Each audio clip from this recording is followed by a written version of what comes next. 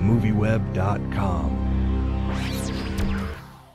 So I want to begin by asking you guys, if you could talk a little bit about the relationship between Molly and Cyrus, because it's such a fascinating and interesting relationship. Like, how would you describe it?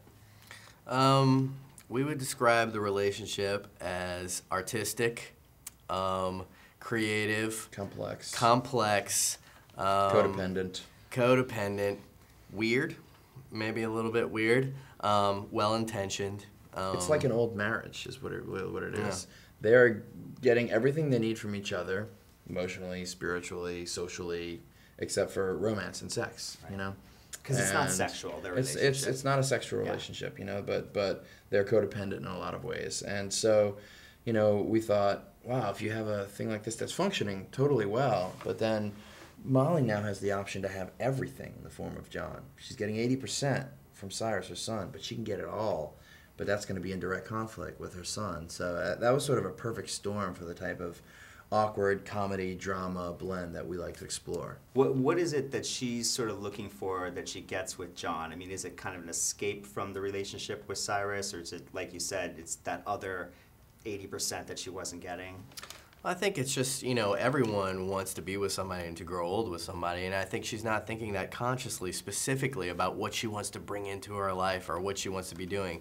I mean, the reality is she's a really cool chick who lives on the east side of LA and has this amazing creative existence with her son, and they have a great social life and things work out. And in the past, she's had sexual relationship with guys, but, you know, this is the first guy who's come in who could be everything for her, and so that's just something new, and I think it really catches her off guard. And, you know, that's the thing that we love about, like, John C. Reilly. I mean, everyone kind of knows that he's an adorable puppy and that he's hilarious, but, you know, when we met him, there's this other side that comes through that's just like, God, this guy is incredibly intelligent, incredibly emotionally evolved and astute, and he starts to move into her world. It's just like she becomes more and more captivated with him, and, you know, Cyrus doesn't like it too much.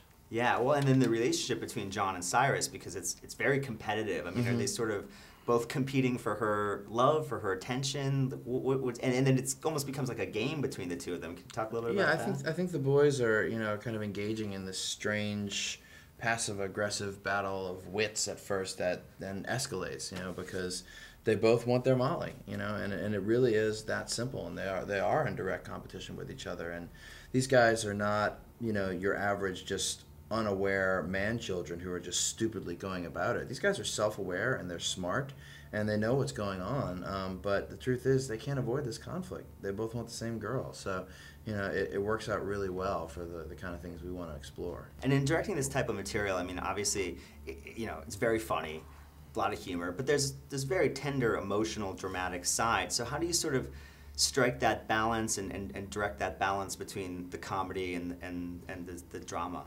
I mean, we approach the movie as, you know, a relationship movie first. We don't really look for jokes. We're not creating jokes. We're basically disobligating the actors of being funny at all. Their job is simply to be that character, and hopefully Mark and I are doing our jobs in creating the sort of situations where, when they collide, funny things happen. And, you know, they're trying to accomplish these things, and the ways that they try and accomplish them, I think, creates the humor. And that's, you know, that's really, we're going for naturalism first and comedy second.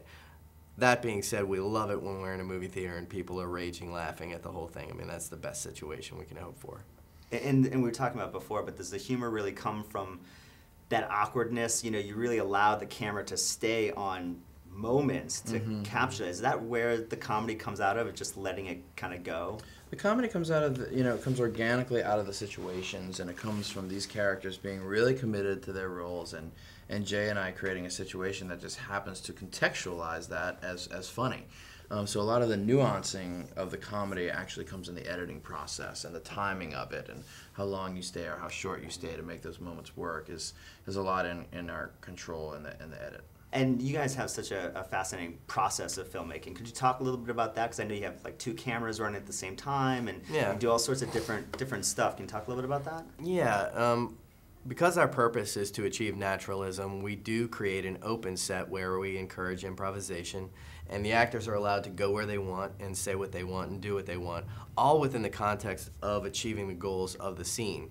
And we essentially are there as a documentary film crew, capturing it as it happens. And so it definitely provides for a much more realistic interaction, because it's really happening there in that moment. And you know, the actors don't know what the other person's going to say next, and they have to be on their toes, and they're vulnerable, and they're confused, and they're scared. And that's really the essence of the characters we create. It's how we experience the world. And so that's the kind of world we're trying to create, and we want you guys in the audience to have this experience of, oh my God, anything could happen right now, you know. And when we feel like we have our audience in that place, we feel like we've done our job. John C. Reilly, Jonah Hill, Marissa Tomei, Catherine Keener. Listen to me, you little weirdo. If you want to mess with me, I'm going to mess with you right back. Oh, buddy. Everything okay? Yeah.